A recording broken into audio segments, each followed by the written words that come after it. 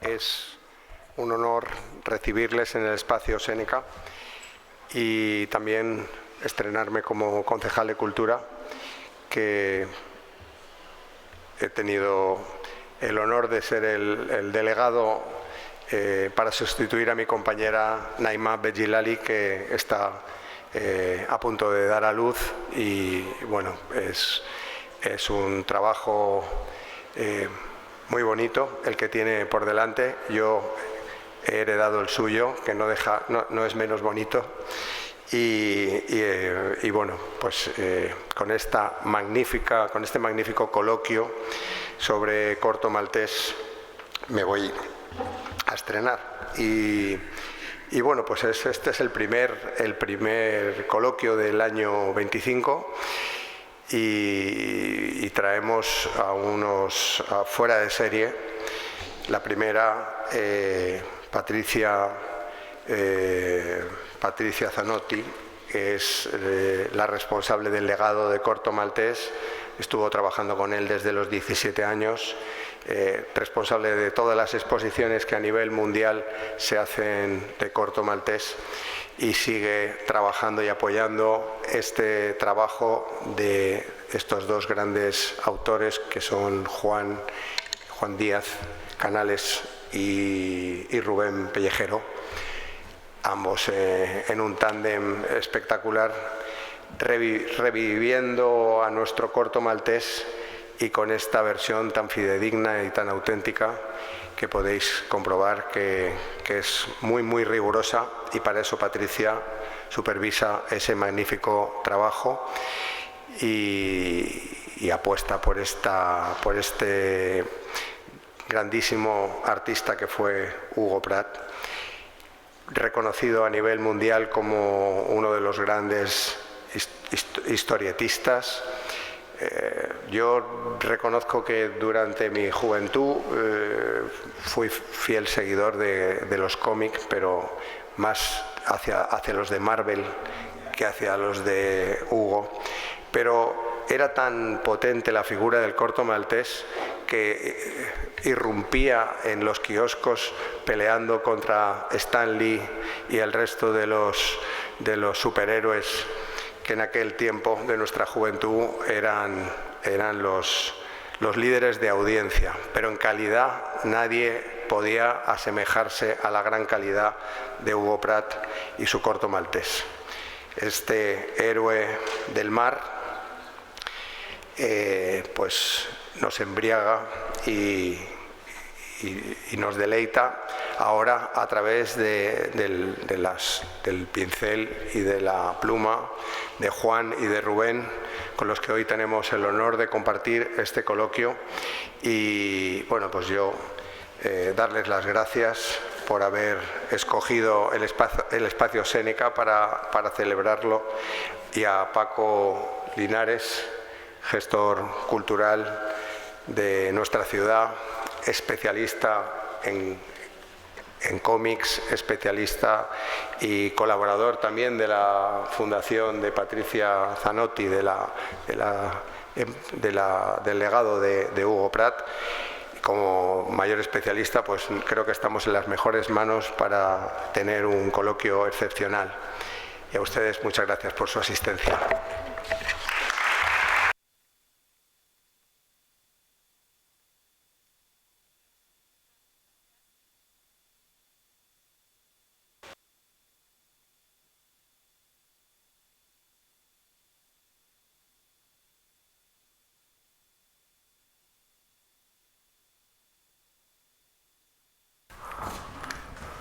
¿Así? Ok. ¿Sí? La distribución. ¿Qué es agua? Gracias. ¿Querés? Perfecto. Repartiendo.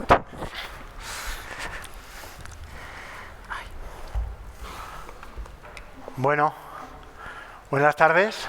Uy, hay gente por ahí que no me va a ver. ¿Se me ve por ahí? Bueno, soy alto, así que no pasa nada. Bueno, buenas tardes. Muy buenas tardes a... Gracias. Muy buenas tardes. Gracias a todas y a todos. Lo primero, por estar aquí, por llenar llenar el espacio Séneca, por apoyar esta actividad que como sabrán algunos de los que me conozcan, está llevada a cabo desde la mayor de las ilusiones. Y bueno, sobre todo dar las gracias al Ayuntamiento de Alicante, al propio espacio Séneca, al concejal Antonio Peral por apoyar la iniciativa, por supuesto, a Begoña Echevarría, que sin ella al final y con los oídos que ha tenido para esta propuesta, que fue en definitiva muy fácil mencionarle a Corto Maltés y rápidamente dijo sí. Entonces, pues bueno, en ese sentido, muchísimas gracias a todos los que han apoyado la iniciativa. Y bueno, ya el concejal ha presentado un poquito a las personas que me acompañan, pero bueno, sí que quiero resaltar un poco, hacer un breve resumen o una breve explicación de por qué estamos aquí, que como ya saben los que se han sentido atraídos por el cartel, pues bueno, celebramos un aniversario, celebramos 10 años. Hace unos añitos se celebraron ya los 50 del nacimiento de Corto Maltés. Como todo el mundo sabe, Corto Maltés fue creado por Hugo Pratt y bueno, pues felizmente hace 10 años Patricia Zanotti, la persona que nos acompaña hoy, pues hace 10 años ella, como albacea, como responsable de todo el legado de la obra de Hugo Pratt, hace 10 años decidió, quizá un poquito más, 2014, 2015, decidió que había llegado el momento de que Corto Maltés tuviese una segunda juventud, ¿no? Y bueno, pues esa feliz idea que ahora me gustaría que nos desarrollase un poquito más, ese feliz planteamiento a Juan Díaz Canales, guionista de Las Nuevas Aventuras, y de alguna manera pues la propuesta de Juan de contar con el mejor de los dibujantes que podía desarrollar un poco esa nueva juventud de Corto, que era Rubén Pellejero. Pues entre los dos construyeron ese tándem que como digo, pues tan felices nos ha hecho a todos los que seguíamos la obra de Hugo Pratt, y por muchas cosas, ¿no? Por lo bien que lo han hecho, por el cariño que ellos mismos atesoraban por la obra del maestro veneciano, y sobre todo, algo que es muy de agradecer y que yo les agradezco profundamente, es que cuando desarrollaron las historias de Corto Maltés no se limitasen a traernos el Corto Maltés de Hugo Pratt, el Corto Maltés que todos conocemos o conocíamos hasta ese momento, sino que al fin y al cabo creasen o desarrollasen, se expandiesen como artistas, como creadores, y diesen aún más trascendencia a ese marino aventurero que se ha convertido en un icono desde bueno, pues desde hace varias décadas, ¿vale? Bueno, si nos paramos a pensarlo y nos vamos hacia atrás, desde los años 60, desde finales de los 60, cuando Hugo Pratt crea Corto Maltés, a los pocos años, ya en los años 70, en Francia, pues Corto Maltés ya se ha convertido en un icono de la cultura popular, pero en un icono que también poco a poco ha ido trascendiendo. Como digo, no me voy a extender mucho. Quiero al final que yo me voy a limitar un poquito a plantear un poco, a hacerles diferentes preguntas, a presentarles, como digo, también a Patricia Zanotti. Quiero que sean ellos sobre todo los que nos cuenten. En este caso, como digo, contar con la presencia de Patricia Zanotti es, para mí, de verdad, Patricia, te lo agradezco con la mano en el corazón, ya lo sabes. Y lo digo también porque es algo muy bonito contar con su presencia, que haya decidido apoyar la iniciativa y venir desde Roma en en un vuelo que bueno, Llegó hace 10 minutos. hemos llegado justo, porque ya se sabe, los aviones hoy en día, los trenes, pues teníamos el tiempo muy controlado, pero al final un retraso, pero bueno, estamos aquí. Pero en definitiva, digo que es muy importante contar con Patricia Zanotti porque sin su decisión, sin el amor que ella atesoró al lado de Hugo Pratt, acompañándole, en muchas ocasiones coloreando parte de su obra, haciéndose cargo de tantas exposiciones que se le han desarrollado en tantos países, haciéndose cargo de todas las ediciones, de tantas editoriales que están publicando la obra de Pratt en un montón de países. Si no fuese por ella y si no fuese al final porque ha tenido el interés de venir a España a contarnos un poquito cómo empezó esa aventura, no tendríamos hoy ese privilegio. Así que me gustaría un poco, antes de empezar más la conversación con Juan y Rubén, y aprovechando que estás aquí, Patricia, me gustaría un poco pues lanzarte la pregunta o el hecho de que nos cuentes un poco el por qué decidiste, después de tantos años, Hugo Pratt fallece en 1995, 2014-2015, decides que había llegado el momento de que Corto volviese. Bueno, buenas tardes a todos, gracias, y gracias Paco por esta presentación. Si lo sabía, venía más pronto en España. Me hiciste una presentación increíble, gracias. Y bueno, lo que quiero decir enseguida es que de toda manera no es que yo toda sola decidí estas cosas, somos un grupo de personas que trabajan sobre la obra de Hugo Pratt desde que nos dejó, y es un trabajo que se hace siempre mucho también con todos los editores, sobre todo con Casterman, que fue siempre el editor de referencia de la obra de Pratt. Así que las cosas nacen siempre un poco a la vez, no es que hay un momento que uno se despierta a la mañana y dice, hoy llegó el día que quiero ver Corto, que siga otras aventuras. Y la cosa maturó un poco a la vez porque empezamos a hablar, empezamos a ver que había gente que deseaba seguir a encontrar Corto Maltese en los viajes, porque en los viajes de Corto Maltese nosotros mismos descubrimos historias, personajes, historias menores que conocemos menos, encontramos autores literarios importantes, es decir, es un personaje que no abre muchas puertas, muchos mundos, muchas curiosidades, y en este sentido era importante que Corto siguiera su viaje y su encuentro con todos sus lectores. Y entonces se empezó un poco a tener esta idea.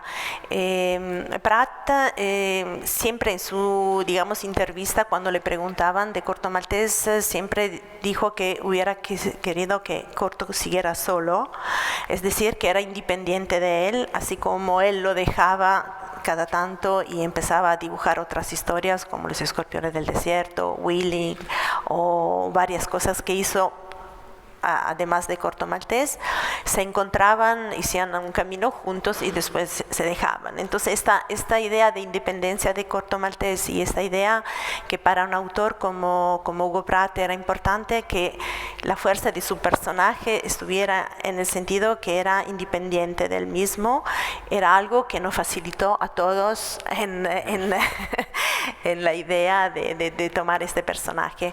Es verdad que cuando se toca una icona, que cuando se toca algo que se puso verdaderamente como un cult en el mundo del cómics, no es fácil, es más fácil no hacer nada, es más fácil dejarlo ahí y no empezar a imaginar cómo pudiera ser otra vida de este personaje.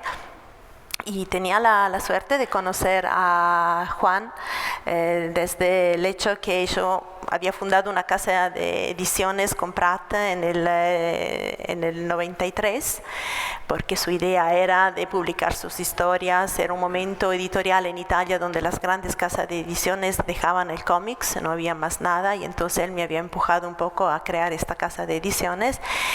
Él falleció un año después y yo me encontré con esta necesidad de abrir un poco esta casa de ediciones a otros autores, y entre ellos encontré a Juan, que era los años que salió Black Sad, ¿no? 2000. Sí. Sí. Y bueno, y entonces justamente hablando, se habló de Corto Maltés, se habló de Hugo Pratt, y bueno, yo descubrí que era para él un autor muy importante para su formación también de autor de cómics. Y la cosa empezó un poco así, ¿no? Una charla que Sí. no era en serio todavía un decir, bueno, empezamos, y las cosas empezaron un poco a la vez, hasta que a un momento tuvimos un editor italiano que empezó un poco a decir, bueno, pero yo tengo una media idea de cómo pudiera ser un escenario, y de ahí un poco a la vez se construyó la idea de la historia, que para mí era la cosa que había que empezar de ahí, porque para Pratt era muy importante la narración, era muy importante los diálogos, y en esto Juan es increíble porque es un dialoguista muy bueno y que me gustaba mucho en su manera de trabajar los cómics. Y de ahí se empezó a hablar, bueno, para el dibujo, y bueno, y llegó Rubén Pelejero, que ya conocía porque él sí había publicado algunas historias en la revista Corto Maltés italiana.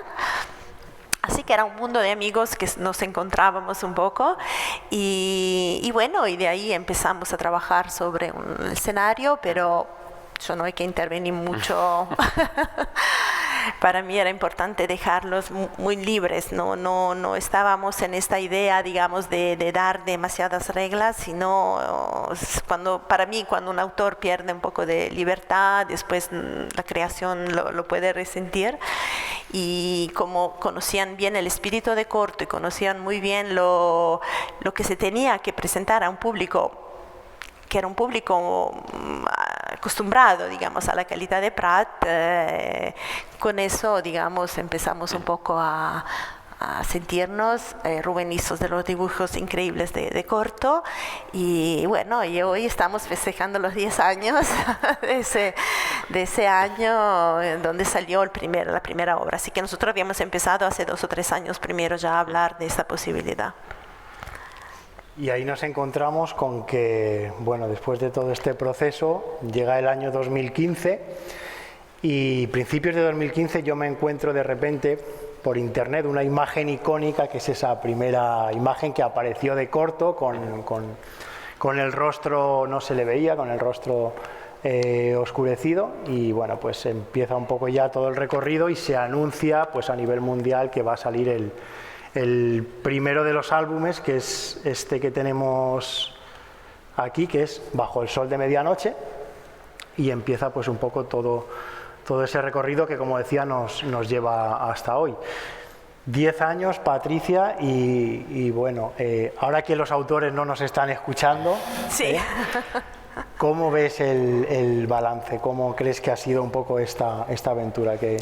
Bueno, el balance lógico para mí es positivo y es un balance que fue muy importante porque cuando se habla de un autor que no está más después de tantos años, es muy importante para un público de jóvenes, para un público nuevo, que puedan encontrar los autores con los cuales hablar y también hacer preguntas, es decir, le das una imagen más viva del autor.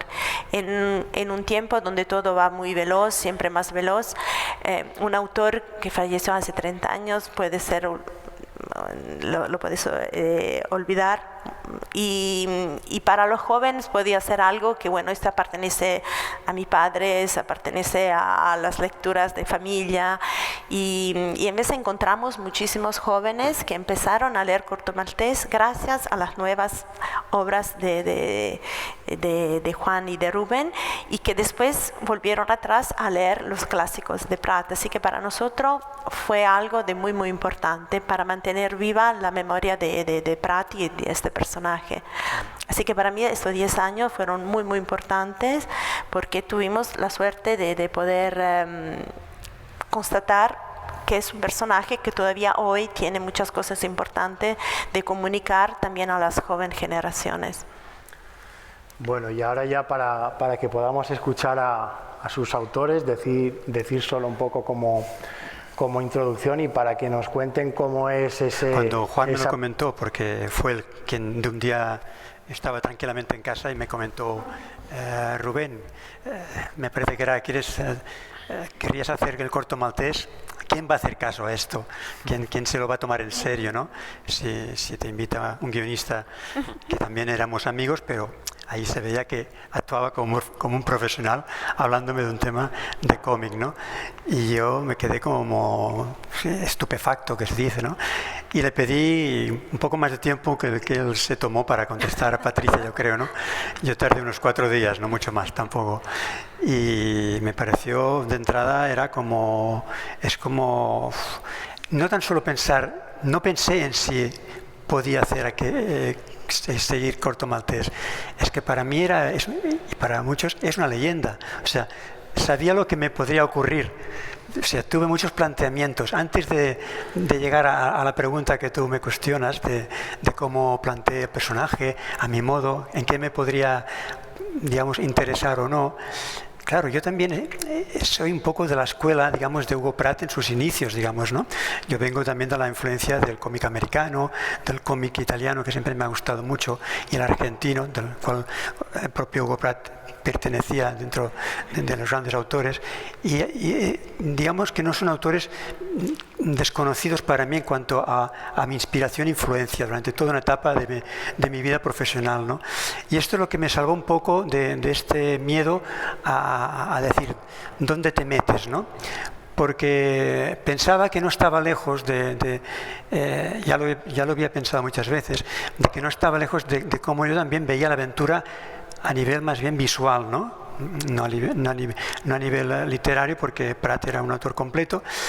Pero también lo que vi muy positivo es que, conociendo a Juan, que también ya teníamos una cierta amistad, y también sus trabajos, no veía un guionista de estos, que también los hay, con todos mis respetos, que casi imponen sus historias, ¿no? O sea, ya vislumbraba una cierta libertad creativa, tanto como Patricia planteaba el proyecto y el hecho de que el propio Juan me invitase a él, ¿no?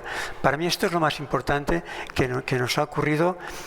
Yo siempre he trabajado, para hacer un pequeño inciso, con guionistas que han dado libertad al dibujante para crear una obra en conjunto. Yo siempre he discrepado mucho de los guionistas que, digamos, encorsetan a los dibujantes con excesivas indicaciones y tal. Yo creo que el proyecto Corto Maltés no hubiera funcionado de otro modo si no hay este binomio de entendimiento, de uno dar libertad a otro. Esto forma parte de nuestro modo de trabajar, que yo creo que es coherente y que se ha ido viendo en todos los álbumes, que siendo dos autores diferentes funcionamos como un solo autor. Yo creo que Corto Maltés solamente puede funcionar como un solo autor. En alguna ocasión te he escuchado mencionar un concepto que me ha gustado mucho, que se me ha quedado así como muy asimilado, que es el concepto del guión invisible. Eso mismo. El guión invisible es algo que bueno, rinde un poco honor a esa colaboración que vosotros tenéis, ¿no? De, a través del dibujo, ampliar, ¿no? Al final se trata de lo que presenta Juan, y ahora nos contará un poquito, si lo considera oportuno, cómo elabora los guiones y cómo viene primero ese fogonazo y demás, ¿no? Pero sí que es importante, ¿no, Juan? En el caso de Rubén, complementar el guión, lógicamente no restar en la narrativa, sino ampliar la narrativa también a través del dibujo, ¿no? Y ahí es donde queda claro la simbiosis que hay entre vosotros, ¿no? Y lo que nos alegra a todos los que seguimos vuestra obra. Pero volviendo un poco a ese inicio por ejemplo, de una historia, ahora las iremos viendo imágenes de los cinco álbumes, y en alguna me gustaría pararme más, porque en algunas se ha cometido alguna que otra osadía, ahora lo comentaremos también, hablaremos del día de Tarobeán, pero Juan, sí que me gustaría que nos contases cuál es el fogonazo de una historia, ¿no? ¿Cómo te viene a la mente por dónde empezar cuando empezaste Bajo el sol de medianoche? ¿Por qué quisiste situar a Corto en uno de esos viajes largos, que al final los 5 álbumes son viajes lineales de un principio, de un desarrollo? ¿Y cómo empieza una historia para un guionista, y cómo empieza a plantearla ya también para el dibujante? A ver, yo Es que no quiero bajar aquí el soufflé, porque estamos de celebración, pero la parte de escritura tiene muy poca mística, o por lo menos en mi caso. Entonces yo no soy un autor de esto de ¡bah! De fogonazo, he tenido una idea genial, estoy viéndolo ya, o estás durmiendo y te levantas, ¡ah! La idea genial, corto en el Gran Norte. No suele funcionar así. A mí no me funciona así, ni con corto ni con nada. Entonces yo me voy arrastrando y voy ahí sumando cosas y el origen de las cosas que voy sumando y a las que luego tienes que dar forma, que eso sí que es el verdadero reto, eso sí que es lo que es difícil, es un poco donde creo que sí que me defiendo y lo hago bien. Y entonces, por ejemplo, por no irme por las ramas, cada álbum tiene un origen diferente. En concreto, Bajo el sol de medianoche, lo explicaba antes Patricia, ya había una sinopsis previa que a la larga no tiene mucho que ver con lo que la historia fue al final, pero que sí que tenía, digamos, las líneas generales de lo que fue la historia al final, que es que sucedía efectivamente en el Gran Norte, era una aventura que acontecía justo después de la Balada del Mar Salado, cronológicamente. Corto iba a Alaska y visitaba también los territorios de Canadá. Y no recuerdo la verdad que muchos más elementos, pero con eso más, una vez que ya está Rubén en el proyecto, pues los intercambios que tuvimos, los feedback que iba teniendo de cuando presentaba las diferentes sinopsis, pues vas construyendo una historia. Básicamente el reto en cada una de las historias es dar coherencia a muchos componentes. Lo que define al final una aventura de Corto Maltés, en general todas las de Hugo Pratt, es que son muy complejas. Son aparentemente sencillas, porque son historias de aventuras, con lo cual son lineales, etcétera, etcétera, pero son muy complejas porque tienen muchos personajes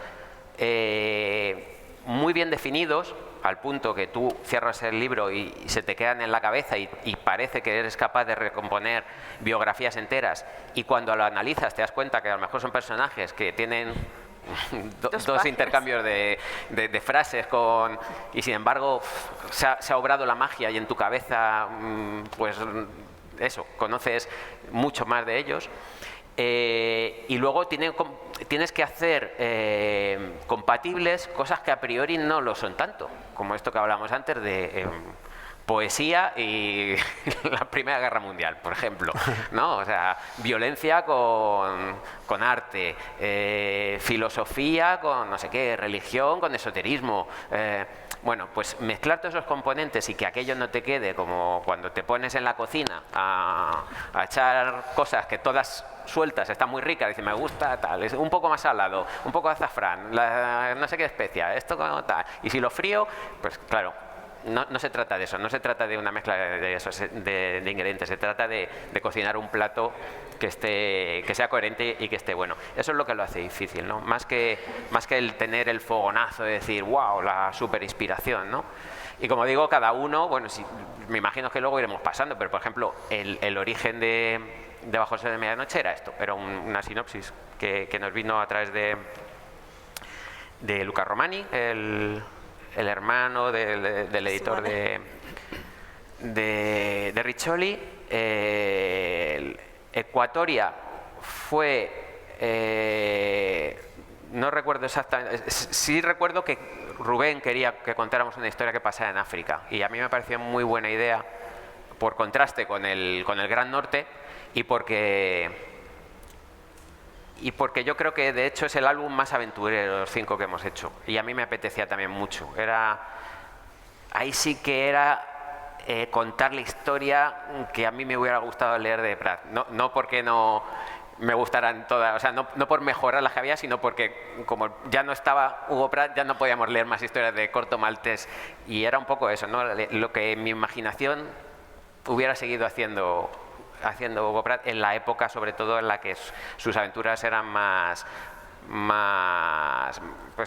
aventureras, ¿no? En la época, digamos, más clásica de de Corto Maltés en Siberia y La Cazadora de Samarcanda, una historia larga en la que pasaran muchas cosas y tuviera el punto exótico, pero al mismo tiempo muy imbricado todavía con aquella época del final del colonialismo, no sé, era un poco eso.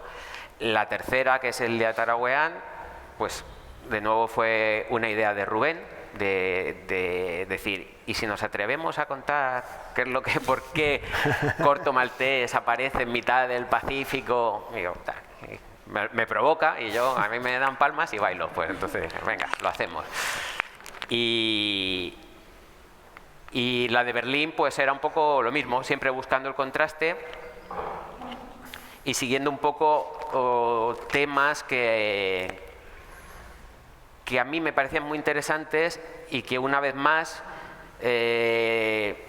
pensaba que una historia de Corto Maltés ahí era muy pertinente, ¿no? Una historia de Corto Maltés en la República de Weimar me parecía algo perfectamente plausible y sobre todo muy interesante desde el punto de vista de tirar de un hilo que había empezado Prat, sobre todo con La Fábula de Venecia, que era una historia al final no tan alejada, tiene esa componente mágica, pero lo que está contando es una historia de Corto Maltés en la Europa de los años 20 y en el momento del nacimiento de los fascismos, y aparte darle también ese toquecillo un poco policíaco, que de nuevo no era algo inventado por nosotros, tenía un precedente en tango, pero que hacía mucho tiempo que no lo veíamos, ¿no? Un Corto Maltés así un poco más urbano y más nocturno. Y finalmente la línea de la vida, pues el último que hicimos de México, ahí la idea venía básicamente de una frustración. Queríamos contar una historia de Corto Maltés durante la Revolución Mexicana, ¿no? Contar pues esa ensoñación, ¿no? De imaginarte a Corto una historia medio western con John Reed, con Zapata, con Pancho Villa, y no podíamos hacerlo porque la cronología del personaje, que como comentábamos antes es sagrada, no podemos tocarla, pues en esos años ya había pasado otras historias, no podía ser coherente. Y encontré, buscando la historia de la revuelta de los cristeros, que pasaba a finales de los años 20, y me pareció también muy coherente, ¿no? Muy pratiana, y sobre todo nos ofrecía la oportunidad de ir desarrollando este Corto Maltés cada vez más maduro, que es el que nos encontramos en los dos últimos álbumes. Vuestros libros, todas las ediciones, igual que cuando empezaron a expandirse también las ediciones de Hugo Pratt, salen en dobles ediciones, en color y en blanco y negro.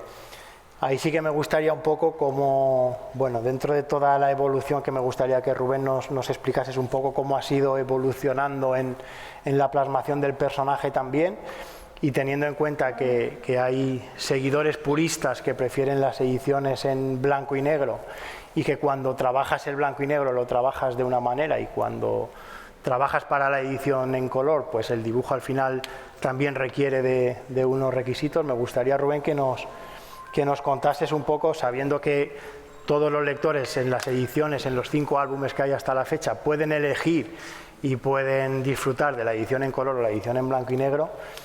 ¿Cómo plantea Rubén el trabajo, ¿no? de empezando del blanco y negro, y luego si piensas en que la edición va a ser en color, o los diferentes añadidos que vayas? Pregúntale cuál le gusta más. Y eso va luego. No, es la pregunta trampa. Esto te olvida al final. Eso va luego. Y a ti también. De hecho es una evolución ya desde el primer álbum, sobre todo porque el primero quizás es más acusado, que no hay tantos oscuros, digamos, ¿no? No manchaba tanto. Luego se hizo la edición en blanco y negro, y esto sí que me replanteó un poco de darle más importancia al blanco y negro, sabiendo que también saldría en la edición en color, ¿no?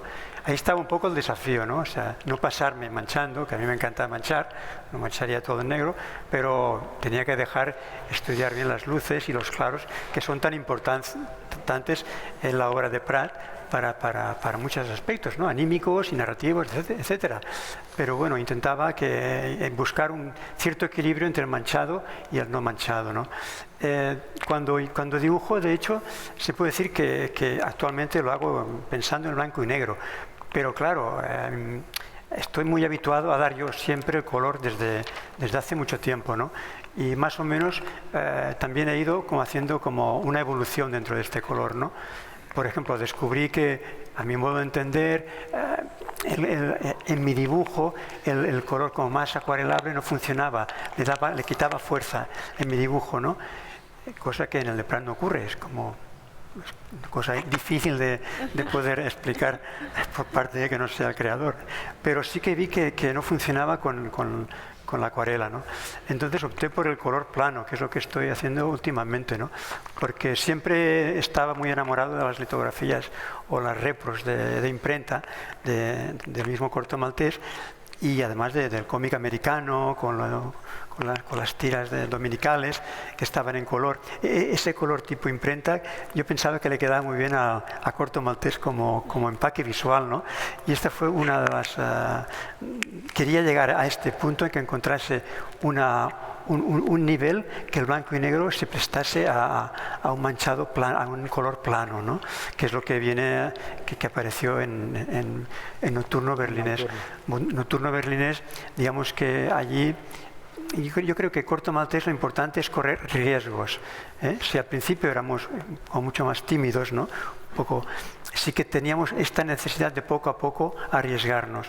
Yo creo que esto a la obra le sienta bien, porque por un lado es a nivel autor te sientes no desapegado, porque estás haciendo una serie, no te sientes desapegado, pero sí que te da como un vigor especial para cada nueva aventura que puedas hacer, ¿no?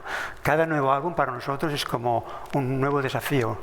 No es adormecer una serie haciendo siempre lo mismo gráficamente, literariamente, siempre lo mismo. Esto es agotador, pero sí buscándole siempre un punto de novedad que enriquezca y que sea nuevo, tanto para ti, que lo estás creando, como para el lector, ¿no? Hay un punto, lo estamos viendo en estas imágenes que estamos pasando ahora, que sí que son esos colores así más planos, como estás diciendo, de Nocturno Berlinés, que sí que supusieron, pues bueno, pues un poco ese, a ver, al revés, ese estado de conmoción cuando estábamos acostumbrados a unos colores degradados, ¿no? Unos colores marítimos, unas atmósferas también, y de repente pues aquí sí que nos encontramos con esos colores más fuertes. Hay una página que no la tenemos aquí, pero quien haya leído Nocturno Berlinés, pues cuando de repente Rubén plasma a Corto llegando a la calle donde están los cabarets, donde están los cines de Berlín, pues ahí se ven los neones y toda la cultura fluorescente que había en el Berlín. Es un lado narrativo del color. De aquellos años, ¿no? Y ahí entroncamos con esa parte narrativa que decíamos, ¿no?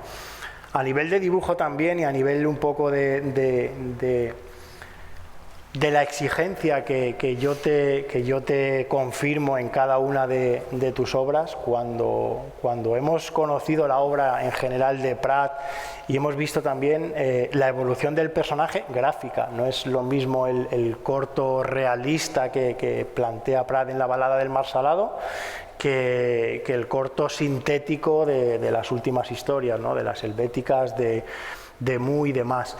Incluso en la obra de Prat se ven a veces, dentro de esa síntesis que a veces a él se le criticaba porque se le decía que no tenía ganas de trabajar, y él lo que argumentaba contundentemente es que lo que más valía era la historia y no tanto el dibujo. No menospreciaba el dibujo, sino que al fin y al cabo lo que quería era que ese dibujo acompañase acorde a la historia que estaba contando. Pero dentro de eso a Prat a veces se le veían como pequeños fallos o pequeñas confianzas, licencias que se tomaba a veces, pues bueno, Lele Vianello, Guido Fuga le dibujaban los vehículos en determinadas ocasiones, ¿no? Y él como que tiene en las obras largas también, bajo mi criterio, a veces siendo un maestro, tiene altibajos, ¿no? Y yo en tu caso, Rubén, lo que no veo es no voy a decir una relajación, porque entiendo que la relajación la puede haber y el divertimento seguro también, pero no sé si tú eres consciente de esa parte de que Prat a veces se descuidaba o se relajaba, y tú intentas un poco siempre mantener el nivel, ¿no? A la hora de crear, a la hora de planificar las atmósferas, el color, lo que estamos diciendo. Bueno, también lo mío es un planteamiento muy diferente del creador, que es Prat, ¿no? Con su propia obra. Digamos, si bien la obra es el bloque de los dos, tanto del guionista y del dibujante, sí que estamos en un momento diferente del momento en que Prat creaba también sus obras. También es importante tenerlo en cuenta. El lector también ha cambiado a nivel visual, me refiero, a nivel gráfico. Entonces todo esto forma parte de una obra de nuestro tiempo. Creo que esto marca también esta diferencia. O sea, por eso Prat, digamos, lo tenemos como el espíritu de la obra, que es el que no se tiene que perder y es el que nosotros amamos y queremos que siga. O sea, pero tenemos que evolucionar nosotros dentro de este planteamiento, de este esquema general de lo que es el personaje, ¿no? Si lo que te está diciendo es que por qué dibujan tanto los fondos. Eso, ¿tú quieres que vaya por allí? No, pero ya en serio, no, pero es verdad, no, perdona. Y ahí seguro que Patricia nos da razón. No, lo que dices tú, que tiene todo el sentido. Es que es muy importante también contextualizar cómo hacía los tebeos Prat. Era una época diferente. La mayor parte de de la obra de Hugo Pratt que conocemos está hecha por entregas. Es que era un ritmo de trabajo completamente diferente. Nosotros, ¿verdad? Hoy en día nos lo planteamos, pues eso, tú tienes por delante pues 2 años de trabajo para hacer todo en conjunto, tienes una visión de conjunto, estás pensando en un libro en realidad, cosa que en la época de Pratt era diferente, ni él ni nadie, porque trabajaban para las revistas. Entonces, incluso las obras largas estaban pensadas por entregas y eso te condicionaba un montón.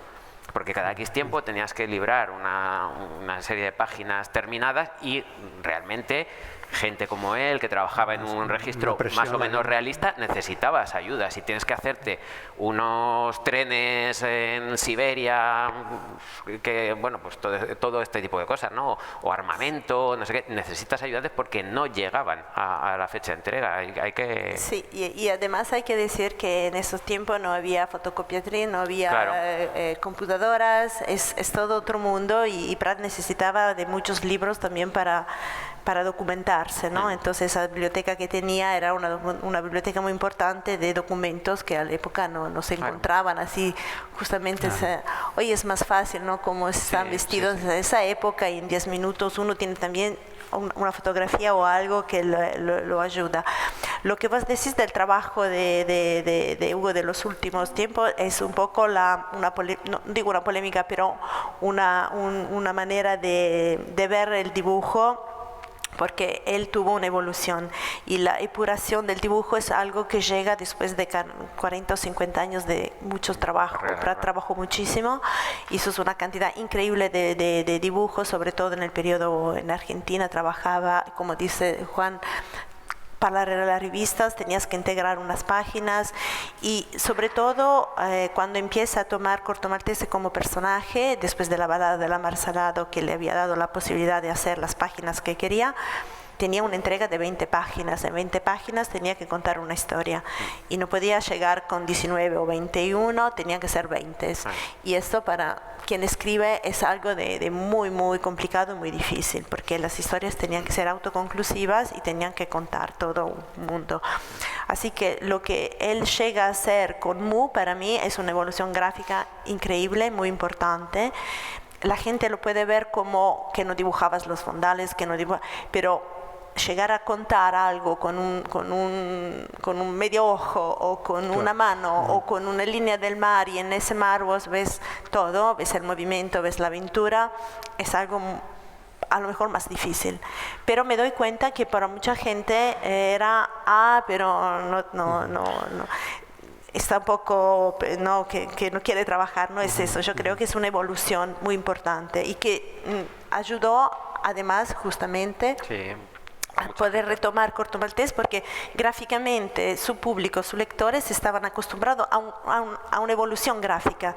No hay un solo Corto Maltés, hay muchísimos, lo reconocemos siempre, pero el trato es distinto. Así que cuando Rubén llega con su Corto Maltés, el público ya está acostumbrado a ver una evolución y reconoce un estilo, porque nunca se puso el problema de copiar, de copiar Prat, pero de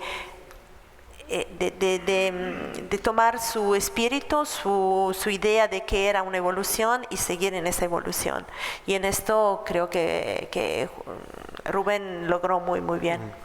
Es que hay casi ahí también un propio reflejo de la historia del arte, de cómo llegamos en la historia de la pintura, del arte, de las vanguardias a la síntesis también, ¿no? Desde la pintura figurativa, desde el Renacimiento, desde el Barroco, hasta las vanguardias, donde Picasso fragmenta la figura precisamente buscando esa síntesis, ¿no? Y esa cosa que él decía también de la caligrafía, ¿no? Que la caligrafía china, que quería acercarse mucho y a la pureza, ¿no? El lograr poner las dos técnicas que es del cómics, que es la palabra y la imagen, ponerlas casi juntas y lograr contar con una línea o con las palabras, hacerte ver algo justo con un trato, ¿no? Entonces eso era un poco la evolución, pero me doy cuenta que lo hizo hace 30 años y era una cosa a lo mejor demasiado adelante para su época. Fue un adelantado también en ese sentido, ¿no? Como con el propio concepto de la novela gráfica que ahora es tan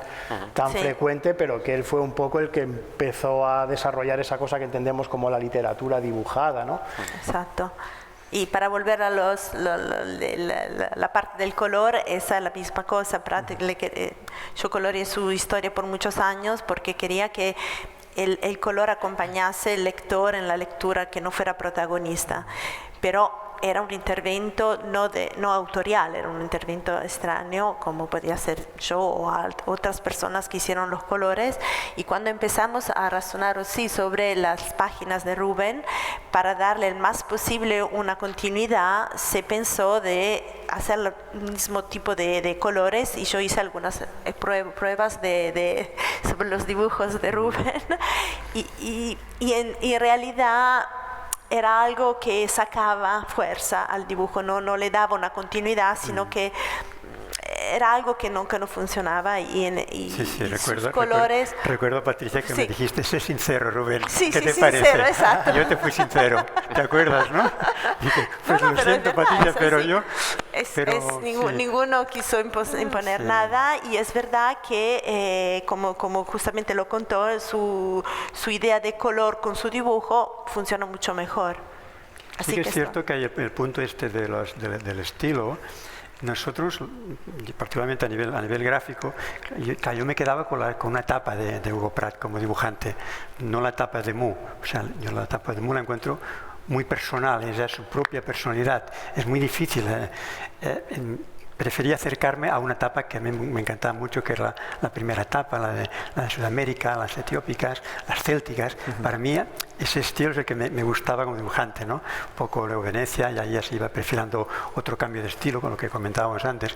Y un poco podríamos decir que gráficamente fuimos un poco atrás de lo que era la evolución del propio Hugo Pratt, ¿no? O sea, porque a mí la síntesis me gusta mucho, pero yo lo veía como muy arriesgado de entrada, y entonces eso lo discutimos un poco. Escogimos un poco qué Corto Maltés tomamos un poco como referencia para volver a hacer la reprise, la vuelta a las aventuras, y optamos por el primer bloque de las historias de Corto Maltés, ¿no? Y un poco en función, claro, entonces yo particularmente le quise dar una importancia mucho más fuerte a lo que es la ambientación, digamos, ¿no? Si Hugo Pratt tenía el dominio con 2 líneas, te hacía el Pacífico, claro, o tres manchas, una selva. Yo no podía hacer esto. Aunque me hubiera gustado, no podía hacer esto. Es como un pequeño reto que tenía. No puedo, porque no me va a quedar bien. Aquello sí que hubiera sido como una copia, ¿no? Entonces yo quería aportar muchas cosas de Pratt, en la actitud de los personajes, en cómo se observan cuando hablan pero además enriquecerlo con un poco más, lo que comentaba un poco, más actual, en ese aspecto de que dar la historia un empaque más trabajado, que el lector estuviera mucho más metido, porque yo no disponía de otro modo de hacerlo, ¿no?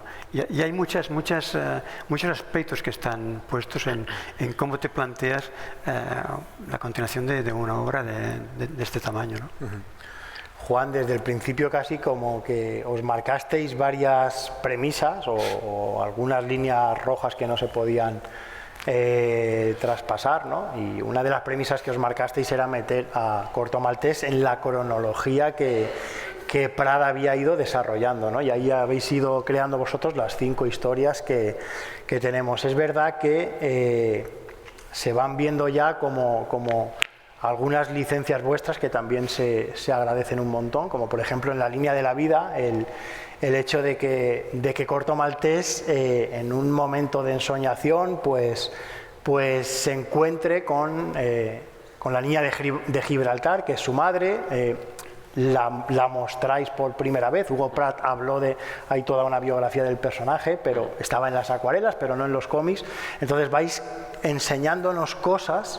Aparece su madre, aparece el rabino Ezra Toledano, aparece su padre también, ¿no? Y vais mostrando cosas que Pratt no nos había mostrado, ¿no? Y al mismo tiempo vais avanzando en la cronología también, ¿no? Y entonces sí que me gustaría un poco que nos comentases un poco cuál es el camino, ¿no? o hacia dónde nos lleva, porque bueno, la cronología ya, la última historia de Pratt es 1924-25, Mu, vosotros la Guerra de los Cristeros ya lo habéis llevado a 1927, y bueno, pues hacia dónde vamos, en el sentido también de que ya me están un poco apretando con el tiempo y solo he hecho el 10% de las cosas que tenía, como siempre me pasa.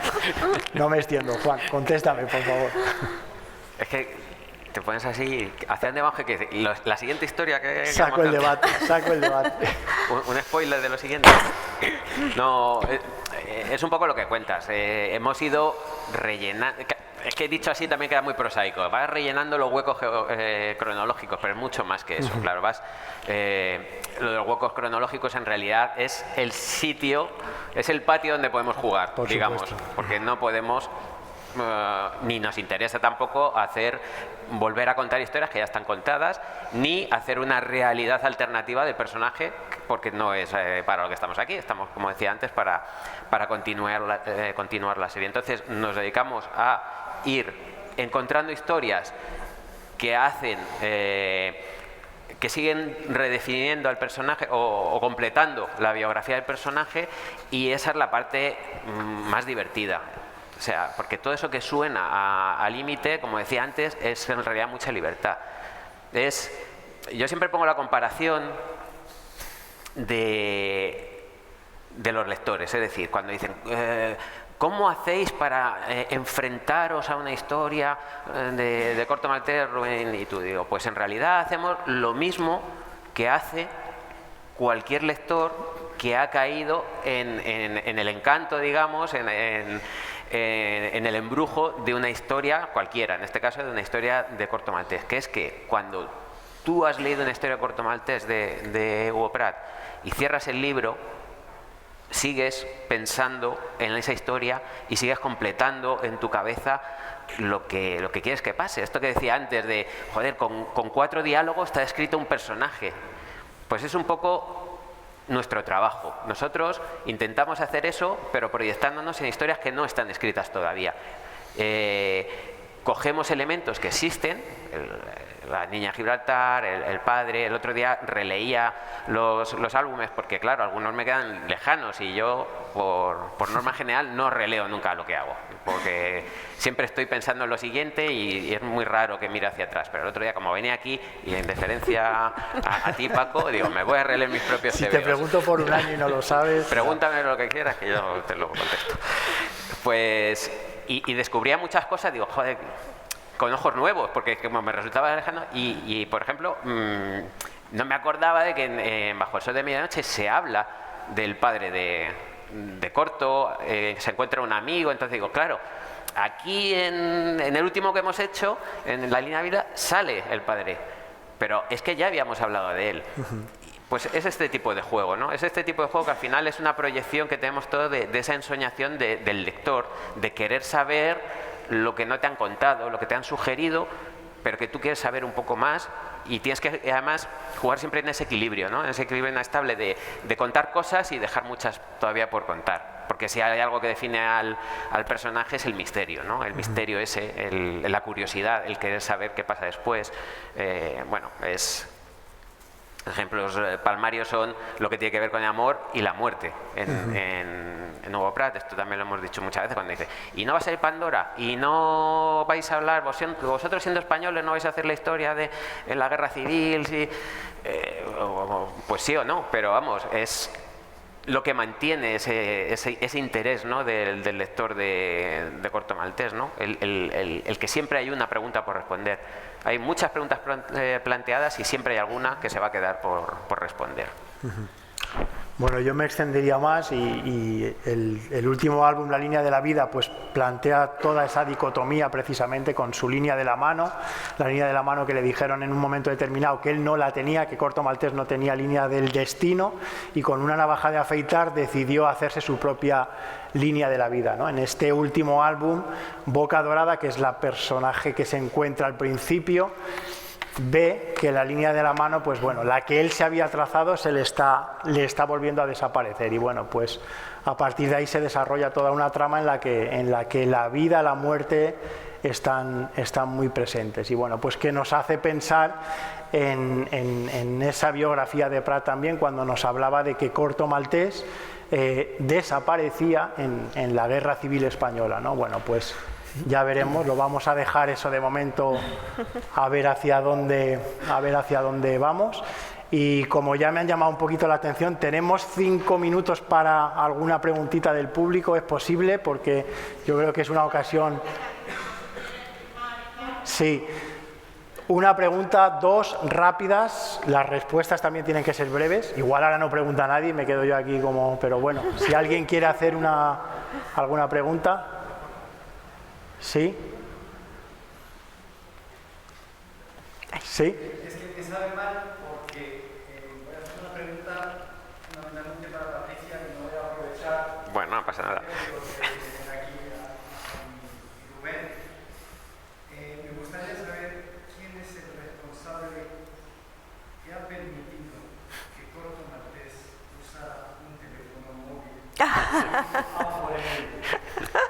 Porque llevo leyendo Corto Maltés 46 años y hasta aquel familia era siempre el mismo Corto Maltés que existe de por sí, todo lo que están contando esta gente, una locura. Corto Maltés existe porque existe. Y un día cogí un libro que se llama Océan Noir y dije, pero esto es falso. Empecé a pasar páginas y ya cojo con mi móvil en la mano y dije, eso es falso. Entonces, muchas gracias a los que sí han continuado, y no entiendo nada de técnica, no entiendo nada de dibujos ni de guiones, pero he tenido la suerte de vivir con Corto durante 48 años, gracias a vosotros. Pero aquel responsable. Tendremos que tener una hora ahora para contestar a esta Exacto. pregunta, porque es todo otro concepto que se relata siempre en la posibilidad para autores jóvenes y para autores nuevos, de nuevas generaciones, de en alguna manera apropiarse de un personaje y volvérselo más cercano.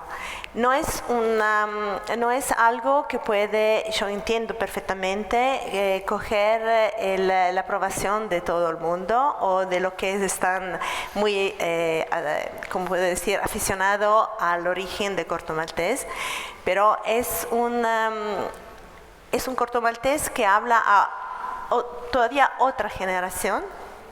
Y para nosotros es importante siempre dar la posibilidad a los autores que quieren en alguna manera demostrar que Corto Maltés puede ser también salir de su biografía y hablar de otra manera y de ponerse en una situación de abrir mundos diferentes para mí, para nosotros como sociedad que maneja los derechos de Prat, es algo de importante. Después puede ser no todos pueden ser de acuerdo, yo lo entiendo, lo acepto, pero era una posibilidad que yo encontré interesante para autores que querían poner un personaje como Corto que habla con problemas de su generación, que hable con los problemas de la generación del nuevo milenio.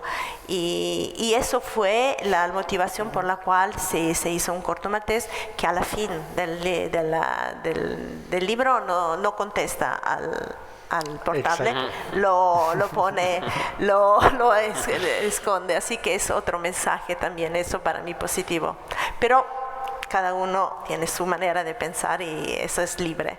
Todavía, por suerte, porque estamos en un periodo donde no es muy fácil, pero no estamos todavía libres de seguir cada uno su idea. Nada. Bueno, pues una por aquí.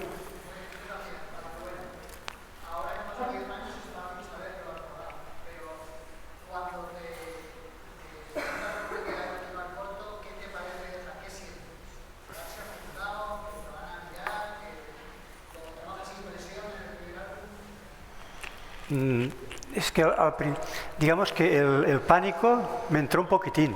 No es pánico, es como algo que ya lo he comentado, que no te lo puedes imaginar nunca, que ocurriera algo así, que te ofrezcan el personaje de Corto Maltés, pero sí que sabes que es como ponerte al lado de un abismo. O sea, ¿qué va a pasar? Porque era consciente de que, claro, los seguidores de todas varias generaciones han crecido con Corto Maltés, es un personaje adorado y a la vez, claro, después de tantos años volver a poner el personaje en la palestra, digamos, sabía lo que me podría ocurrir, pero también pensaba, yo particularmente, que ya tenía muchos años de trayectoria profesional, ¿no? Entonces pensaba, bueno, si la cosa va mal, al menos yo tengo una carrera ya hecha.